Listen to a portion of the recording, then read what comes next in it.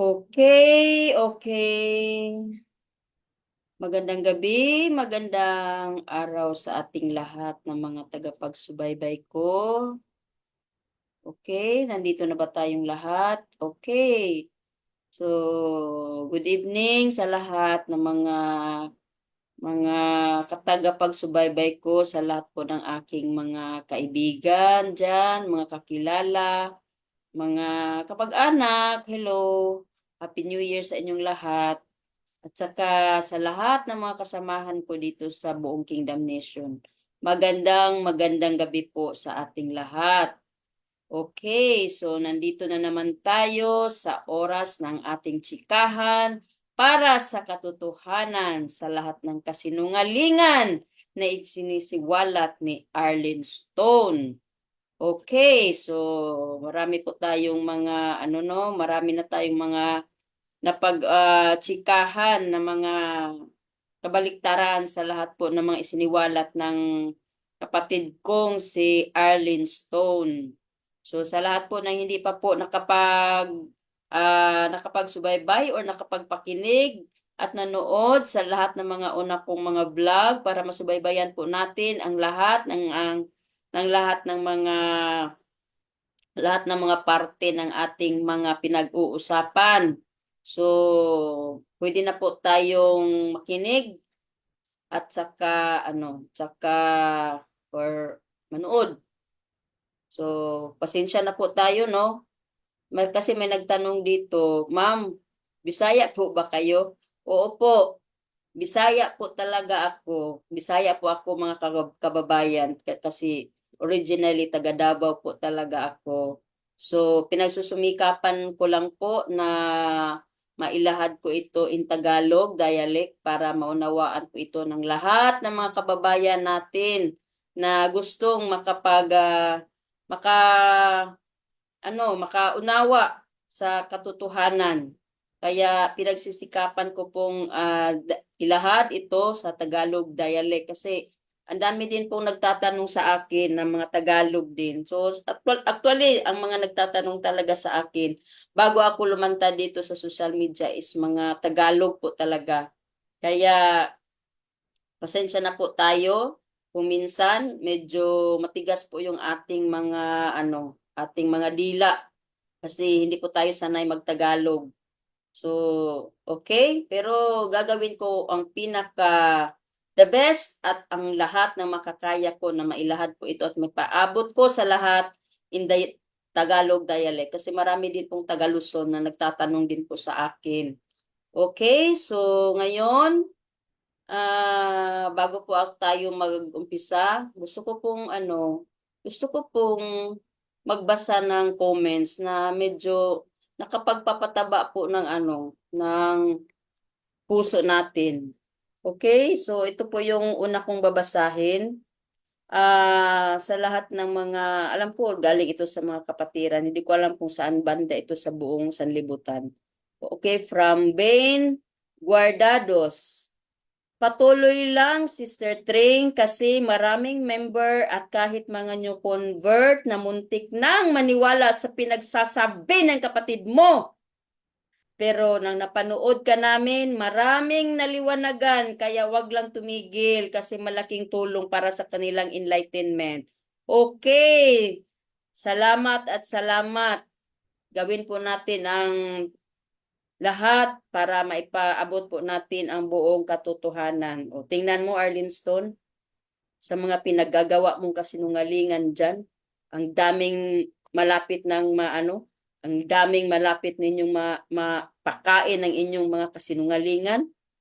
Okay, ito pa. Good evening, sister.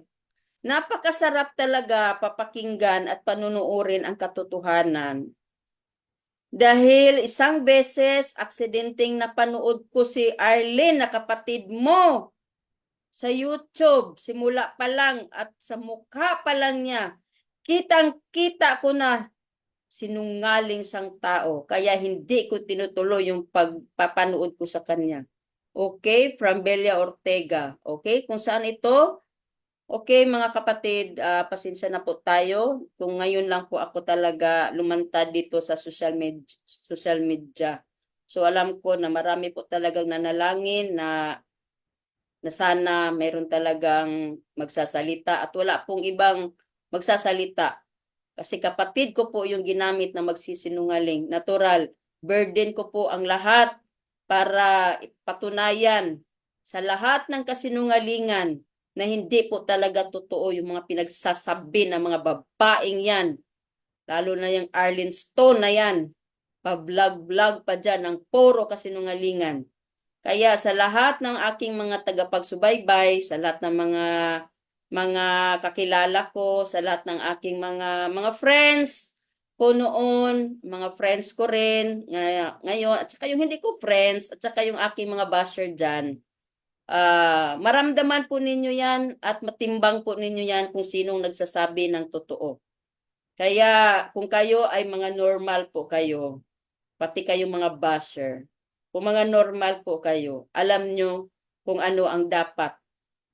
Kung doon kayo sa katotohanan o kasinungalingan.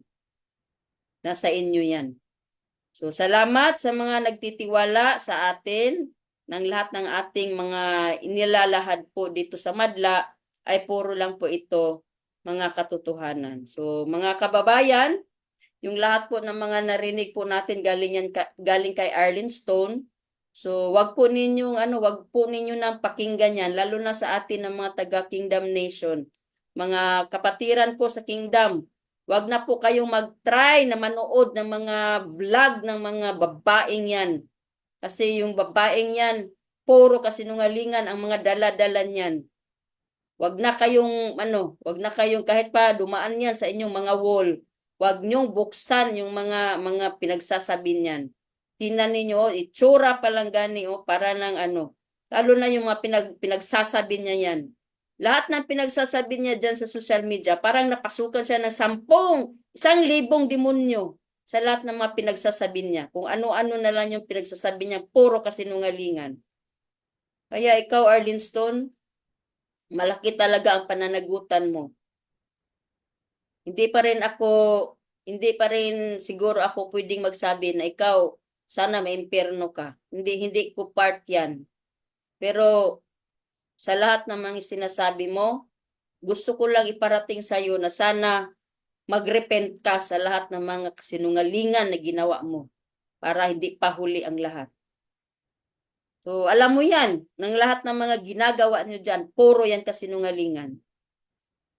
Binibigay yan pinifeed lang yan, binibigay lang yan dyan sa mga grupo ng snakehead na kasama namin dito sa loob ng mahabang panahon. Hindi kayo nagsama niyan Kaya uto-uto talaga kayo. Kayong mga uto-uto na hindi nakasama sa mga grupo na yan, nagpapauto kayo, kaya yan ang nangyayari sa inyo, lalo na ikaw, Arlene Stone. Tingnan mo, ikaw sikat ka na sikat sa buong sanlibutan yan, ikaw isang sinungaling. Hindi ka mahihiya niyan, pati pamilya mo ngayon. Akala mo hindi yan maapektuhan? Ikaw kasi kapal ka ang mukha, akala mo hindi sila affected. Kasi matagal sanay ka sa ganyan. Pero ikaw talaga kasi ikaw yung nagpresenta diyan, ikaw nagpahero-hero diyan. Hero ka sa lahat ng mga kasinungalingan. Wala kayong ibang ginagawa kundi puro na lang kayo silip dito sa loob ng kingdom. Lumabas na kayo, dapat kung lumabas na kayo, naghanap buhay na lang kayo ng inyo dyan. Bakit pa kayo, ang dami-dami pa ninyong mga ginagawa, ang dami-dami pa ninyong sinisilip dito. Naiinggit pa kayo kung anong mga nakikita ninyo. At saka, gusto ninyo, ang dami ninyong mga tainga. Gusto ninyo, ang dami ninyong mga mata na nandito sa loob para mag-feed in sa inyo kung anong mga nangyayari dito sa loob. Tingnan nyo, mga animal talaga kayo. Kung kayo lumabas na kayo, di dapat nagbuhay na lang kayo diyan, namumuhay na lang kayo ng sarili ninyong pamumuhay diyan. Hindi na kayo makialam sa amin dito kasi kami lahat dito kami, sincero kami at nakapokus kami sa aming mga tungkulin. Tapos dinidisturbo nyo kami. Kayo yung mga kayo yung mga nangangalit ang mga ngipin ninyo para kayong mga Para kayong mga pusa diyan na gusto ninyong pumasok na kung ano ba hindi maunawaan. Pero nandiyan na kayo sa labas. Biro nyo, yung mga kasama ninyo diyan, nakasama diyan, yung mga snakehead, yung Peking Captain Barbell na traidor, hindi kayo nagkasama niyan. Pero bakit kayo nagpa-convert niyan? Bakit kayo nagtitiwala niyan sa kanila? Pati yung mga pastoral na galing niyan dito na mga unod-nun dako, tomboy. Yan ang mga kaso niyan dito. Nagsilayasan niyan dito kasi ayaw nilang sawayin sila sa kanila mga ginagawa. Mga tomboy yan. Tomboy. Mga manlalaki. Tapos, siguro, yung mga pinapahid ninyo kay pastor na ng rape, kayo man yan, mga rapist man mo sa mga lalaki. Ginagawa ninyo ang lahat para ang mga lalaki ano sa inyo ha, matempt sa inyo ha. Kulang na lang maghubad kayo sa kanilang harapan para pansinin kayo. Pero kasi hindi kayo pinapansin, di ba? Hindi kayo pinapansin. Kaya yan ang ginagawa ninyo, pinapahid ninyo dito. Pero yung mga piki kasi kayong pastoral eh. Kaya kayo ganyan, mga insecure kasi kayo. Pero tingnan nyo yung mga totoong pastoral. Hindi kayo nahihiya sa mga totoong pastoral na nagpapatotoo kung ano kabuti si pastor sa lahat ng mga pastoral. So dahil lang yan sa inyong mga pagkainggit. Kaya malas ka, Arlene Stone. Hindi kayo nagkakasama niyan, pero napasok kayo sa bulsa nila. Pinaglalaruan lang kayo niyan eh. Kayong nagpapasikat diyan sa Rappler, papa-interview kayo kung ano-anong kasinungalingan ang nilahad ninyo diyan. Tingnan niyo, di ba? Mas wise yung mga grupo na umalis dito kaysa inyong matagal na kayong umalis dito. Ngayon pa kayo nagsabi, nagipang traffic kayo. Di ba? Nasulod kayo sa bulsa, sila doon ngayon tawa ng tawa sa inyo, kay mga uto-uto kayong tatlo, sila tawa ng tawa kasi nagamit kayo. Naggagamitan lang kayo lahat kasi kayo manggagamit din kayo. O lalo na ikaw, Arlene Stone, manggagamit ka kasi kaya ngayon tinatanggap mo ang trabaho mo ngayon, ginagamit ka rin diyan sa mga grupo mo diyan na mga oportunista. Yang mga snakehead, Captain Barbell ninyong peke, mga bugaga, saka yung mga mangyan pa dyan. Sino pa yung mga nandyan na mga galing dito, na mga makapal ang mukha, mga peking pastoral. So, malas kayo. Kasi kayo, nanahimik na kayo, pero nauto pa rin kayo. Kagaya sa'yo, Arlene Stone. Ito, kita nimo na imuhang picture. Picture nimo with the whole family nimo. Ikaw mismo ang naghahanap ng pamaraan na ikaw ma-reconnect ka kay pastor, di ba? Magsinungaling ka rin? Ikaw ang naghahanap ng paraan niyan. Paano ka makalapit muli? Paano ka ma-reconnect muli? Tapos, paano mo maididikit yung anak mo? Hindi ka mahiya niyan? Si pastor pa nagdidikit sa anak mo? Tingnan mo anak mo nakatingin kay pastor. Pero ikaw ang ikaw ang gumagawa ng kapamaraanan na yung anak mo. So sana hindi maapektuhan yung mga anak mo diyan sa pag naggagawa mo. Hindi ka makonsensya niyan? Ayan kompleto kayo. Kung may picture ka niyan, ako may picture ako. Ikaw meron ka? Sana ma-recall mo, Arlene, ang lahat ng mga pinaggagawa sa iyo ng kabutihan. Sana ma-recall mo yan. Kaya sa lahat ng mga tagapanood ko, ito yung time na siya ang nagsumikap na maghanap ng paraan na ma-reconnect. Kaya hindi ka pa alam ko hindi ka pa officially na nakabalik niyan pero gididikit imuhang anak. Sikat kaayo mo. No? hindi ka pa nga na ano hindi ka pa officially nakabalik pero tinanggap ka pa rin ni pastor, pinakita pa rin ni pastor sa iyo ang tunay na pag-ibig, 'di ba? Ganyan si pastor eh. Kahit gaano tayo kasama, kahit gaano tayo ka ano, kahit gaano tayo kasama ka pabadlong, pero handa si pastor magtiis para sa atin. Ikaw hindi mo yan appreciate kasi manggagamit ka. Okay lang sa'yo palagi kang manggamit ng tao para sa sarili mo. Di ka mahihiya niyan sa pinaggagawa mo. Tapos ngayon lalantad ka. Puro kasinungalingan ang dala mo. Alam mo, Arlene, ako, tatanungin mo, minsan maiisip ko, sana hindi na lang si Arlene bumalik mula nung umalis siya.